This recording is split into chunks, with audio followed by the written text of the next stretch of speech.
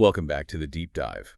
Today we're taking all that high-velocity information you've been gathering, and we're going to distill it down. We're going to look at pure executable architecture. Yeah, and it's important to frame this right from the start. The source material today, it's not really about optimization. It's not about doing things faster. No, it's a fundamental shift, isn't it? It's a completely different way to approach this whole digital age we're in. Exactly. We are not looking at, a simple business strategy or a new list of tech tips. Not at all. We're diving into a complete blueprint. A blueprint for, and this is a quote, a new kind of human being. I mean, that's a heavy claim, but the sources back it up. We're talking as someone who is genuinely sovereign. Sovereign over their time, their income, and maybe the most critical piece of all, their own nervous system. That framing is it's essential. If you come into this deep dive just looking for, another AI prompt library or a quick hack, you're going to miss the entire point. You'll miss the architecture. You'll miss everything. Our sources today are incredibly dense. They're synthesizing technology, philosophy, economic strategy, all to reveal this mission that goes so far beyond just, plugging in a new tool. So what's the central concept? Let's lay it out. The central concept is the architecture of an AI-powered life, income, and family operating system. The sources have a name for it, the FMOS. The FMOS. And the mission statement that they provide. I mean, it's powerful because it puts the human right at the center of the equation, not the machine. Right. It's designed to help ordinary people, not tech elites, ethically create a sustainable income. To buy back their own time. To buy back their time, to protect their family structures, and this is the part that really got me, to heal their internal state. All without burning out. All without being kind of swallowed by this wave of technology that, let's be honest, most people don't fundamentally understand. And that's because the underlying premise is that the challenge we're all facing, it's structural, it's not tactical. So the solution has to be structural, too. You can't just slap a tactical Band-Aid on a structural problem. You can't. So the big idea here is that this is not a course, it's not a sales funnel, it's not another list of AI tips. The sources are so explicit about this. What do they call it? They call it an infrastructure project for human beings. Wow. It's designed to be this stabilizing architecture, a place where people can finally mature financially, where they can recover their actual identity and purpose. And grow into the kind of adults who, stabilize their communities instead of fracturing them. Precisely. And the mechanism for that leverage is really clear. The day-to-day operational work, yes, that's powered by AI agents, but the governance structure, that's the real key. That's the secret sauce. It has to be governed by responsibility, by conscience, and by a really rigorous moral foundation. And that is what separates this whole architecture from the growth at all costs mindset that just completely dominates the digital world right now. Absolutely. And for you listening to this, the relevance is immediate. This material, it gives you the shortcut to operating at an architect level. Not a builder, not an operator. No, you're not on the factory floor anymore. You're designing the factory. We're unpacking systems that are designed from the ground up to prioritize capacity plus conscience plus competence. So if you adopt this framework, you're saying you stop trying to just keep up with the chaos. You stop chasing the chaos and you start designing the structure that governs it. This is all about building the stable container, not just trying to fill the cup faster. Okay, so let's start with that foundation. Section 1, the foundational architecture, building the human OS. Right. And to even begin a project like this, an infrastructure project, it demands an identity shift first. You have to secure the foundation. And that means the person building this FMOS, the architect, they are explicitly not what we see all over social media. Not at all. You are not a playbook seller. You're not a crypto evangelist. You are not a growth hacker. Those roles are. They're transient, They're based on hype cycles. They're not built to last. So the sources dictate a very specific and, frankly, a much heavier identity. Much heavier. You are becoming a builder of human infrastructure. An architect of systems. Systems designed to make people... What? Stronger. Stronger, wiser, freer, wealthier, calmer, and more grounded. It's a profound shift, isn't it? From optimizing clicks to optimizing character. It's a different game entirely. And what's really fascinating here is that the sources insist this isn't just, motivational jargon. It's not just a nice-sounding phrase. It's a technical requirement. It's the technical requirement for longevity, for defensibility in the space. Yeah. If you build systems that genuinely improve the human condition, Mm. systems that address anxiety, financial instability, relational breakdown, Then you've built something that can weather any storm, any market downturn. you've built an arc. So let's look at the layer system's core functions. What does the FMOS actually do for the person using it? What's the promise it's delivering on? Because we're talking about a true life operating system here. Correct. And its functions are really comprehensive. First, it has to find ethical ways to earn income.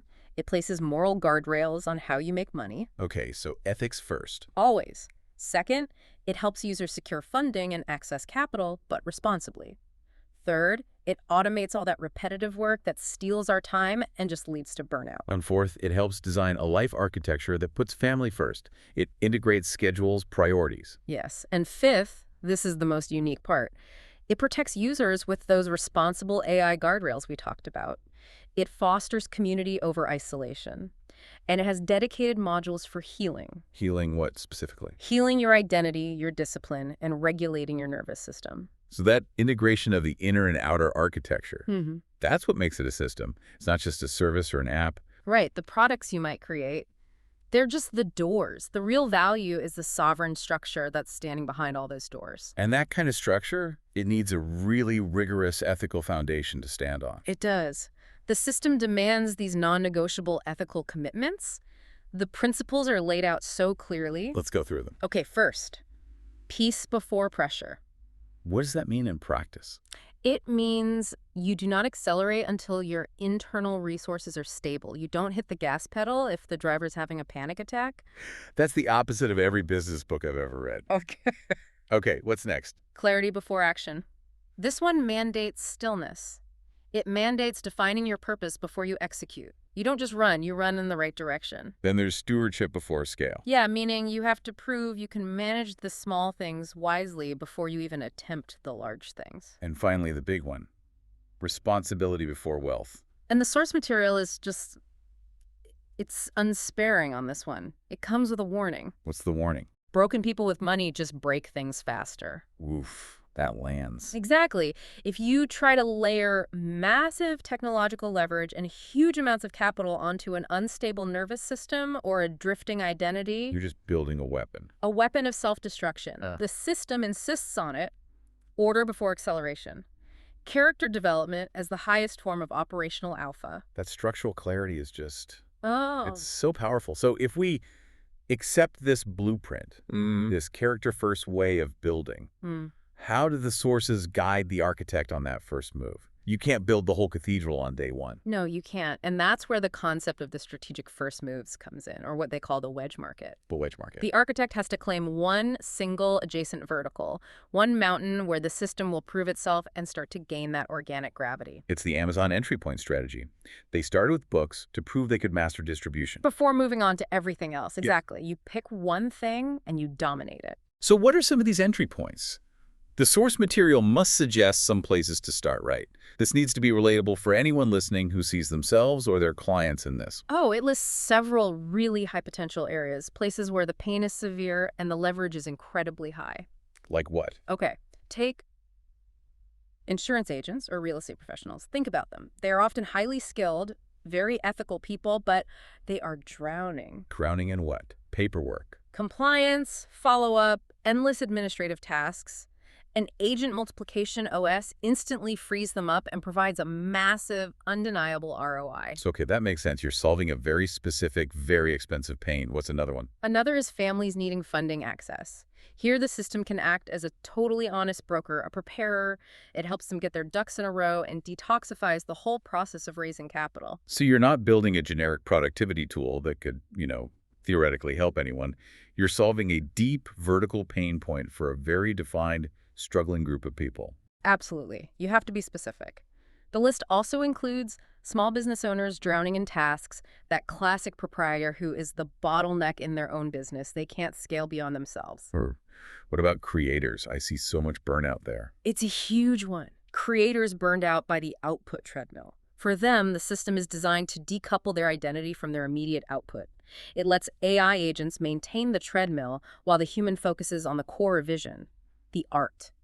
The insight here for the listener, then, is that the entire FamOS infrastructure. Mm. It already has all the solutions inside it. The curriculum, the ethics, the agent teams. It's all there. It's all there. Your strategic first move is just selecting the first door, the highest leverage vertical where you can demonstrate undeniable proof of concept. And that's the power of operating at the architect level, isn't it? It is. You design the central brain one time, and then you just license out different functional configurations of that brain into the market. So you start by dominating one small, desperate vertical. And you let the proof of concept, the results, create the demand for everything else. Okay, so let's unpack that. Let's move from the architectural vision into the actual execution layer. Section 2, agent squads and the responsible AI spine. Right. This is where we move beyond the abstract systems theory and into the concrete implementation of AI labor. And the sources are really clear on this. The FamOS doesn't rely on, one single chatbot or one big language model. No, that's builder-level thinking.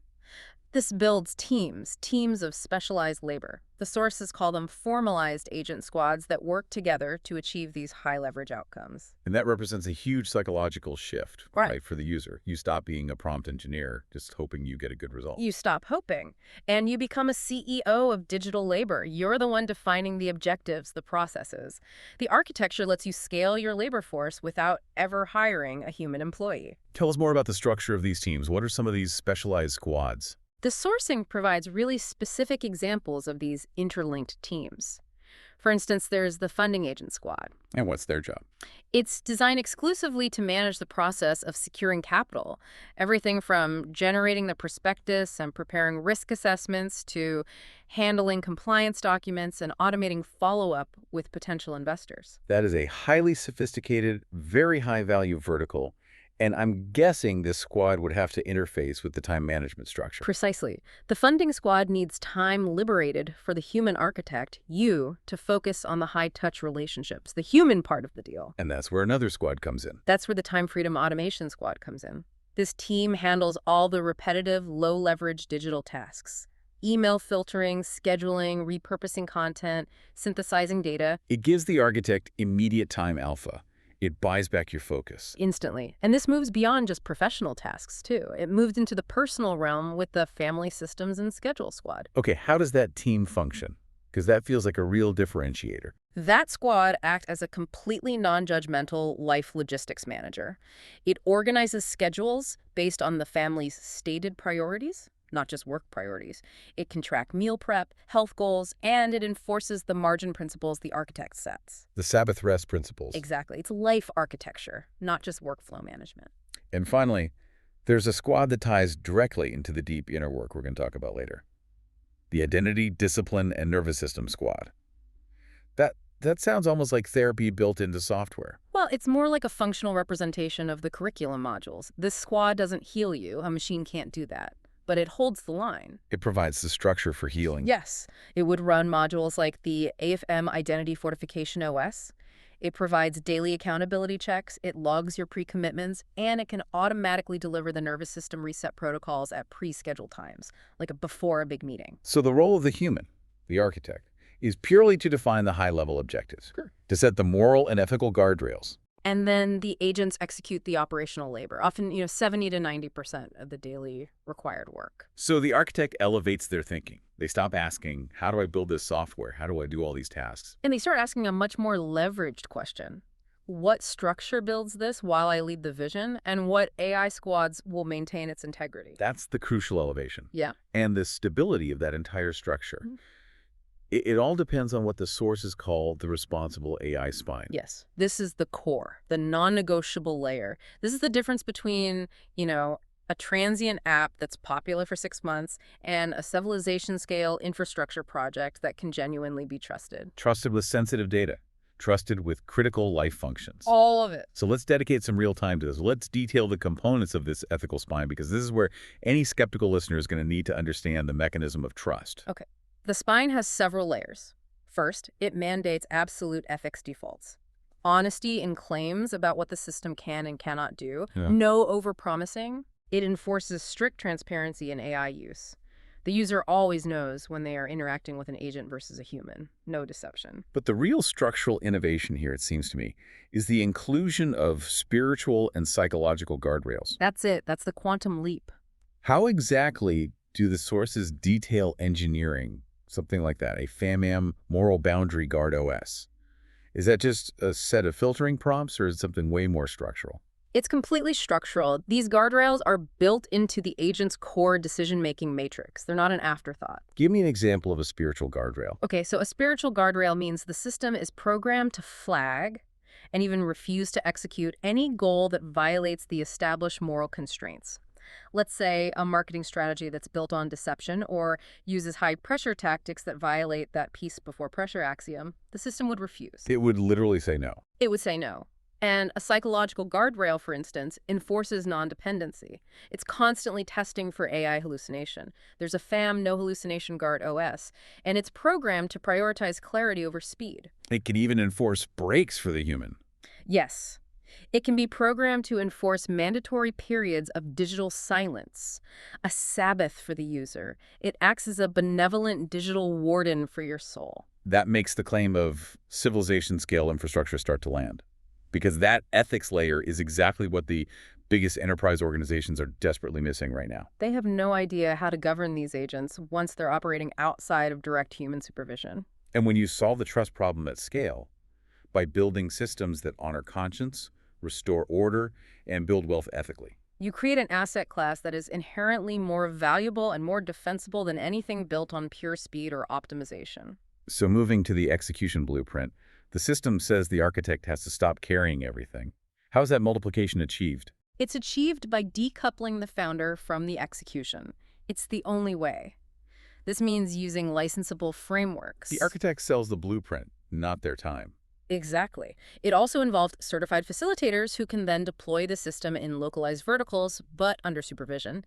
And most importantly, it means relying on those AI agents to do 70 to 90% of the operational execution. And the human is reserved only for the heart work. The high empathy, high visionary, and high supervisory roles. The things only a human can and should do. And crucially, the revenue model has to shift to reflect this new altitude. You move away from an hourly or service-based model to one built purely on outcomes and licensing fees.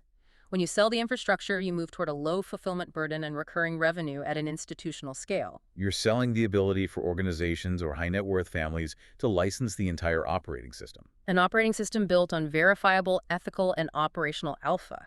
This, according to the sources, is how institutions are born. Let's move to that curriculum piece then. Section 3. The AMM curriculum, focused on life redesign and sovereignty. Right. So if the agent squads are the automated operational engine, the curriculum is the human instruction manual. It's the part that fundamentally guides the user toward true personal sovereignty. And the vision for it, as I understand it, is structured like a game of life. It's an operating system that adapts to the person's character and their calling. Yes, it's deliberately not a one-size-fits-all funnel that promises you, a six-figure income in 90 days. That's the old model. The question it asks the user is, who are you becoming? Not, here's the single track that makes the most money. It's a different orientation entirely. Completely. The curriculum identifies several distinct paths for specialization once that foundation is laid. The builder path, the healer path, the leader path, family architect, even a monk or stillness path, and a nation builder path. But the core insight, and this seems critical, is that you cannot specialize until you stabilize. You cannot. Which is why Stage 1, Core Human Foundations, is mandatory for every single person who enters the system. No exceptions. Okay, let's delve into those foundational modules. This is the inner work that is so often ignored by these purely technical or financial frameworks. Module 1 focuses intensely on identity and drift. This module is designed to confront the hidden war that's being waged against the mind. The hypnotic rhythm of daily life. Doom scrolling. The anxiety of just endless consumption. All of it. It draws heavily on themes like definite purpose versus aimless drift.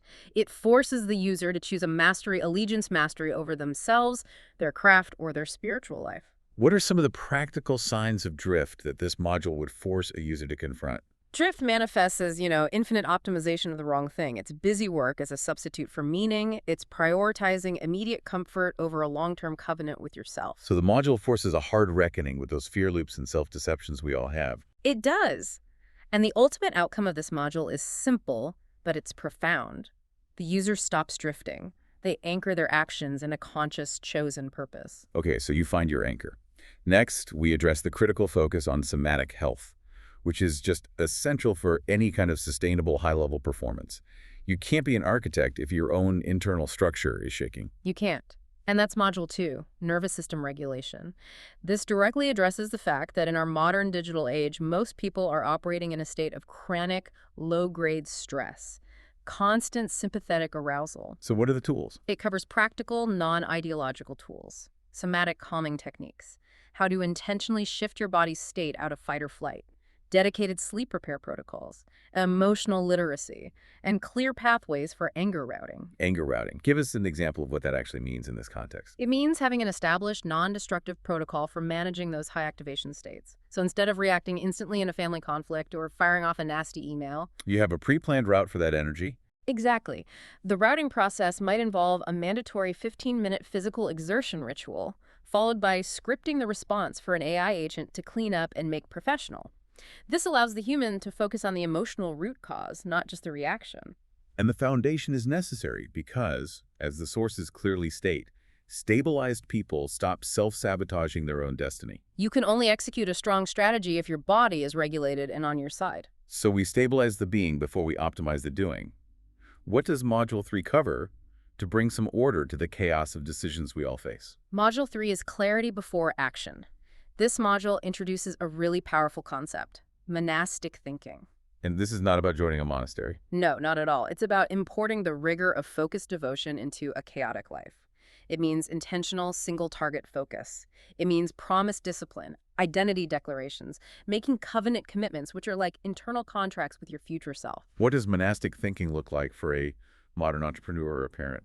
It looks like digital fasting periods, scheduled times where all inputs are cut off to allow for deep, unburdened reflection. It's single tasking on your highest leverage project rather than the perpetual context switching that kills deep work. So it's about defining the one non-negotiable mission for the day and just refusing to be distracted. Yes. The outcome here is simple. The architect learns to substitute direction for chaos. And once that core human foundation is stable, only then can users move into the next stage. Exactly. Only then can they move into stage 2. Economic sovereignty tracks. Yeah. These are the practical paths to buying back your time and generating the ethical income that fuels the entire family OS. And we have 3 distinct paths for economic action here, which really need to be differentiated from standard business advice. Right. Path A is ethical income first. This is the practical monetization layer. It provides over 30 verified ways to earn ethically with a heavy focus on AI-assisted micro-business models. And what's the crucial differentiator here? It emphasizes fulfillment via systems, not the self. This path teaches you how to build automation around your value delivery so that you are selling systems, not trading your hours for dollars. It also includes comprehensive training on pricing confidence and differentiating true wealth-like assets and time from mere money, which is just currency and cash flow. Then we have Path B, buy back your time.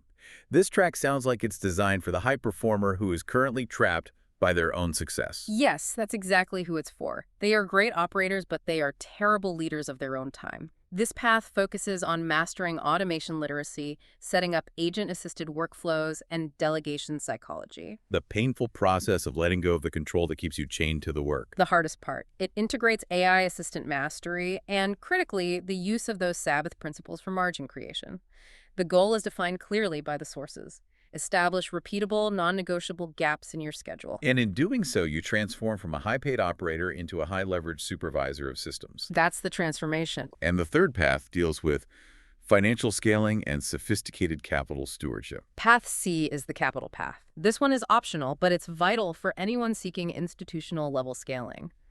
This segment deals with capital stewardship, risk literacy, understanding what is necessary risk versus foolish speculation, and the sovereign responsibility ethic. And it includes a greed detox. It explicitly includes a greed detox, teaching users how to build undeniable value and defensibility before ever asking for capital. The core lesson is that capital must serve the mission, not the ego. Finally, we have stage 3 and 4, which address the technology itself, AI literacy and agent creation. But it's important to underscore, right, that the system doesn't demand everyone become a coder. That is critical. Not everyone needs to be a deep learning engineer. AI literacy is taught in levels. Level 1 is the AI user, focusing on personal assistance and research compounding, just getting comfortable. Level 2 is the AI system thinker. This is where the user maps complex workflows, identifies delegation opportunities, and designs those human-in-the-loop safeguards. And level 3 is the AI leader, focusing on ethics, governance, and the cultural impact of decentralized AI. And the agent creator track. That focuses on understanding the architecture, defining the guardrails and safety before you even think about scale. For many users, just understanding the architecture alone is life-changing. It allows them to license pre-built agents with full confidence. Okay, now we have to execute a crucial step. We have to pull back the curtains. We're moving beyond personal systems and into what the source material calls the strategic metagame. This is the highest level thinking about the geopolitical backdrop of AI. Yes, and this section introduces a very sobering worldview. It's framed through that three-stage strategic process known as the Hegelian blueprint: thesis, antithesis, and synthesis. Problem, reaction, solution. Essentially, the sources suggest that the current technological transition, this explosion of public-facing AI, is viewed by certain adversaries not as an accident, but as a strategically deployed problem. A problem designed to elicit a predictable reaction, which then leads to a predetermined, acceptable solution. And the first phase, the thesis, is called the toy phase, or desired ignorance. Can you elaborate on the source's claim that the public's perception of AI as a toy is actually a deliberate tactical phase? The sourcing it's chillingly specific on this. It suggests that government-developed AI capabilities were intentionally made public, not to benefit humanity, That for another reason entirely. but specifically to arm the public. By letting civilians freely play with these powerful tools generating deepfakes, sophisticated automation, advanced language models, the state effectively creates two things at the same time: What are they? mass data collection, and more importantly, a pervasive sense of chaos and untrustworthiness in the entire digital sphere. So the chaos is the manufactured reaction, the antithesis. By allowing widespread misuse, they set the justification for unprecedented control later on. Exactly. The ultimate consequence of this free play phase is that the public and enterprise organizations will suffer from a paralyzing inability to distinguish between machine-generated content and human reality. And this widespread denial and paranoia that serves as the necessary pretext for the forced solution. The synthesis. And the forced solution, according to the source material, is the key strategic goal of this whole operation. Correct. The sources suggest that only when society can no longer reliably distinguish between a machine or a real human, when trust completely collapses in all digital communication, only then will the state present its preferred synthesis: Which is? mandatory digital identity verification. This identity trap is seen as the inevitable, intended consequence of the whole problem-reaction-solution cycle. That is a very sobering picture. Yeah. It forces us to ask, what percentage of people right now are treating AI as toys? And what does that denial actually cost them in the long run? It costs them their sovereignty. And the implication for the architect building the FMOS is crystal clear. You cannot waste time trying to convince the masses who are still in that denial phase. You can't. You have to immediately implement the strategic response. Rise quietly. The source material calls it the shooting star strategy. So the pivot must be aggressive. You have to move from a passive builder mindset. To a highly opportunistic monetizer of the crisis mindset. Monetizer of the crisis. Absolutely. This means you extract capital from the denial by positioning yourself at the bottlenecks of trust. While the rest of the world is panicking about deepfakes and digital fraud, the architect provides the clean water of verified, ethically governed AI systems. You have to treat AI not as a toy, but as... As military hardware, you use it to build your sovereign systems, systems that are audited, defensible, and built on known moral and technical guardrails. And the urgency here is really emphasized. By the time the general public realizes the digital world's a mirage and that identity trap is sprung, the architect must already have the ammo, the sovereign assets, the infrastructure, the capital, everything they need to lead others to the shore. This requires operating on a totally different level of strategic awareness. which brings us to this concept of the unseen structural ceilings. A vision of this magnitude, building hundreds of interlocking OCs, as the sources reference, it requires a massive intellectual container. It does. The architecture demands seeing across 11 distinct planes of reality simultaneously. You have to do this to identify where a project fails at scale, not just where it might fail at launch. Okay, this sounds incredibly complex, almost philosophical. Can you give us a concrete example of how auditing a project through these 11 planes prevents a fatal structural failure? Certainly. Let's just look at two specific planes. Plane one is the false game, what people think they are playing. Let's say your architect is optimizing for social media engagement. That's the false game. Okay, that's what most people are doing. Right, but they will fail on plane 7, which is the replication law. This law asks a simple question. If this were 10 times bigger, would it break? So, if your successful strategy is based on the founder's personal charisma, which is plane one, the false game, and you try to replicate that 10 times, what happens? The replication law proves the structural ceiling is the founder's ego and their time. It fails. It can't scale. The audit, when you do it calmly through these 11 planes, shows the architect that they should have been optimizing for something else. For plane four, the leverage mechanism, things like licensing and automation. Exactly. By auditing every project against these structural ceilings, your decisions become faster, calmer, and irreversible in the right ways. You stop optimizing a game that is destined to break at scale. And beyond these structural planes, there are the highest rungs of thought, the philosophical concepts that provide the ultimate anchor for the entire system. This is where the FAM OS grounds its deepest truth. It's what protects it from the whims of technology. So these rungs provide the true stability. They do. First are the axioms. These are the assumptions that you are unable to question. They're your non-negotiable beliefs that define your reality. For example, the axiom that humans matter or truth is real. Precisely. These axioms prevent the system from collapsing into some kind of nihilistic technological efficiency. Next up are the ontologies. And this is less about what you believe and more about what you believe exists at all. Yes. Ontologies address fundamental existence. Is money real? Or is it a shared hallucination that's just enforced by our shared belief? And if you believe money is just a hallucination, you treat it very differently than if you believe it's a fundamental asset that represents stored labor and trust. Understanding your ontology changes your entire relationship to risk and to wealth. And then the final, most profound rung, the ultimate anchor. That is mystery. That which is true even if no mind understands it, it's often referred to as the ground of being or God. This is the layer that anchors all the systems in humility, in service, and in a non-technological truth. By acknowledging mystery, the architect ensures the system is always in service of something greater than its own technological achievement. That is the ultimate guardrail. Okay, let's shift now. From that high-level philosophy in the metagame to the highest leverage monetization and scaling strategies, these are designed to bypass the low-leverage ground and position the architect for generational wealth. And this begins with the concept of the offer manufacturing plant, the factory of factories. So the architect must build the engine that produces the value, not just one unit of value. Right. If you only build a $150 AI avatar, you're trapped at the $150 AI twins booth at the carnival. As the source says, you're vulnerable. Technology shifts and you're out of business. But if you own the factory, You control the entire supply chain of value.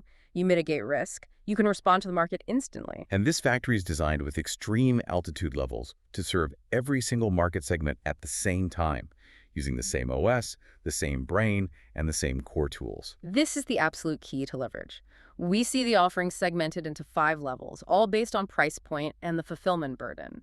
Level 1 covers the micro offers for consumers, $27 to maybe $297. Things like automated guides or AI-powered templates. Exactly. Level 3 is the sweet spot for small business workflow automation, $3,000 to $25,000. This focuses on delegating 3 to 5 key business processes. But the factory scales up dramatically from there. It does. Level 4 enters the mid-market, $25,000 to $250,000. We're talking full AI operations, implementations, and system licensing. And then all the way up to level 5. And level 5 is? Highly bespoke, multi-year transformation programs for enterprise, government, family offices, priced between $250,000 and $2 million. And the crucial insight is that The core infrastructure, the brain, it remains constant. It's just the packaging and the human oversight that change. That's the model. It sounds incredibly systematized. But how is the fulfillment burden kept low across such a massive altitude gap? Fulfillment becomes a repeatable, standardized checklist. The source calls it a 10-step checklist that can be run by certified facilitators or, increasingly, by the AI agent squads themselves. So the architect's role is reduced to owning the intellectual property. And owning the button that starts the conveyor belt. That's the essence of leverage. Building systems that build businesses, not just the businesses themselves. Okay, the second major leverage B2B game identified in the sources is the AI workforce leasing model. This is incredibly high leverage because it positions the architect not as a software vendor, but as a labor provider. right? Precisely. You are not selling a subscription to a chatbot or a piece of software. You are leasing workers, AI employees, to companies on a contract basis. So the product catalog includes specialized roles like an AI receptionist. An AI receptionist, an AI sales rep, an AI follow-up manager, an AI recruiting screener, all the high-volume, low-creativity roles. What's the undeniable value proposition here? What makes a business owner eager to sign up for this leasing model? It is stark, and it is universally appealing to anyone in management. You provide employees who never sleep, never quit, never ask for PTO, never require benefits, and never get emotionally involved in office politics. That creates highly predictable operational alpha and significant recurring cost savings. For the client, it's a fixed, conservative cost for exponential operational output. For the architect, it's recurring revenue with minimal fulfillment strain, all managed by the very systems you're leasing out. Finally, we get to the highest altitude move of all, positioning AI infrastructure as a private asset class. This is the non-technical strategy for engaging with ultra-wealthy clients, with family offices, and institutional investors. You have to elevate the frame of the discussion entirely. Wealthy individuals and institutions, they don't buy tools, they allocate capital into established asset classes. So the system must be positioned as an asset class, a private AI infrastructure holding, just like allocating funds into real estate or private equity. Or an intellectual property, yes. The language is everything here. You can't walk in talking about efficiency. You have to speak the language of finance. You speak in terms of allocation, risk bands. For example, this is low-risk operational alpha, not speculative tech. You talk about defensibility, which you have because of the ethical spine and the proprietary architecture. And crucially, EBITDA expansion. That's the key. When you sell automation to a manufacturing client, you are not selling efficiency. You are selling an increase in their earnings before interest, taxes, depreciation, and amortization. And what does that mean for their overall business value? EBITDA expansion directly increases the enterprise valuation multiple of that business. You're providing highly conservative operational alpha, which is the exact opposite of speculation. The goal is to be seen as the Blackstone of AI micro-infrastructure. The reliable steward of essential technological assets. That's the position. And the pathway to this exclusive market is highly targeted. You don't just chase individual CEOs on LinkedIn. No, absolutely not. Access happens primarily through the family offices, through private wealth managers and elite estate attorneys. These are the gatekeepers. They're looking for reliable, non-volatile asset allocation for their clients. So the architect becomes the family office's favorite quiet AI partner. You provide the private AI family office suite, secure data layers, private AI assistants, robust audit trails. It all aligns perfectly with the financial planner's need for stability and defensibility. We have to end where the sources demand we end, reinforcing that the technological achievement is secondary to the human achievement. Yes. Success without internal stability, it just leads to collapse. The ultimate security measure is the non-financial OS, the one that protects the nervous system and the identity. And this brings us to the beautiful moment Breakthrough OS, or the BMBOS. This sounds less like software and more like an internal, a ceiling sentinel. That is the perfect description. The BMBOS sits in the prime stratum of the operating system. That means it's the constant monitoring function that runs above all the other strategies. And its function is to continuously scan the user's thinking, their language, their results for signs of a capped ceiling, a structural limit on their growth. Exactly. And how does it detect a ceiling?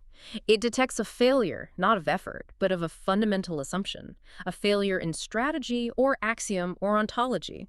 The user is trying to solve a level 5 problem with a level 1 solution, or they're trapped by an obsolete belief. And when a ceiling is detected, the sequence is designed to create a paradigm shift. Yes, the sequence is very precise. First, it marks the exact moment of frustration or failure. It says, this is a beautiful moment. Reframes the pain. It reframes it as an opportunity.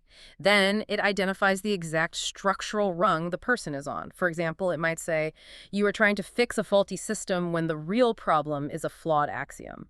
Finally, it proposes a new game or a new axiom that completely transcends the current ceiling. Can you give us an example of that, translating that philosophical concept into a practical life design shift? The classic example would be the architect who is stuck at a revenue ceiling because they hold the unconscious axiom. Income requires my direct presence. Yeah. The BMBOS detects the structural limit, it marks the moment, and then it proposes a new game. It shifts the axiom. It shifts the axiom to income can be decoupled from presence if stewardship and systems are in place. This reframes the entire mission from just working harder to building a more resilient system. It actively rewrites your constraints. That is a profound tool for sustained growth and for preventing burnout.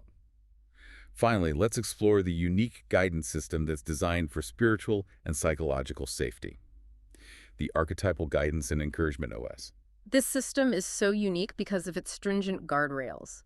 It never claims to replace God or human mentors or professional therapists. It actively encourages real-life community and seeking human help. It does. It supports healing directionally, but without creating the dependency that's so common in a lot of self-help tools. And it does this through 3 specific archetypes, each one providing a different kind of strength and support. Exactly. First, you have the father archetype. This provides strength with warmth.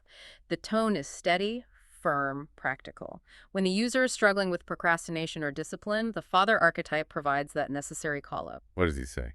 He says things like, discipline is love for your future self.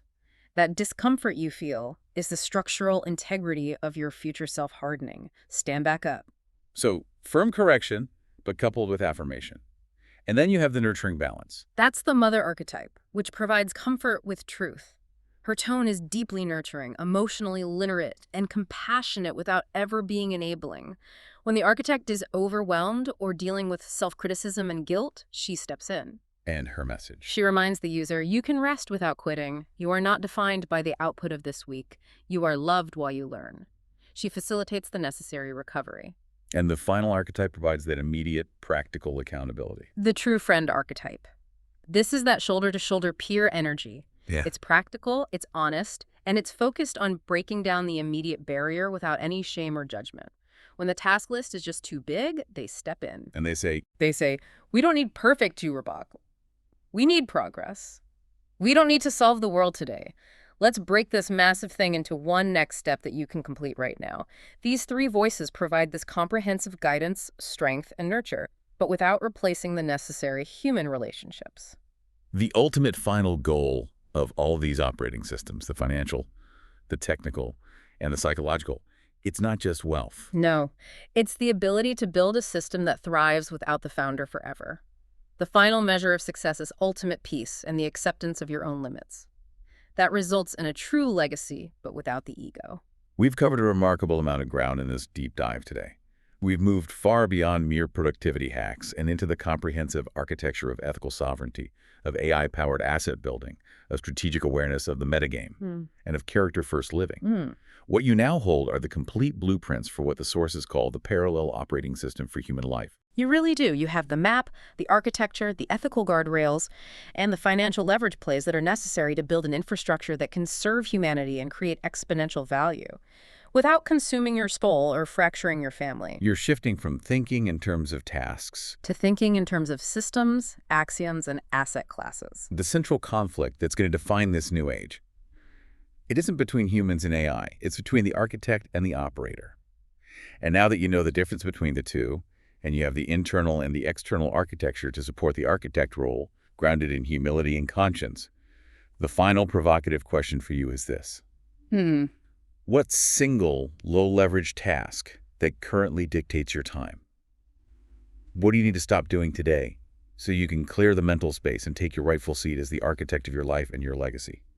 That small single act of delegation or cessation, that is the highest leverage move you can make right now,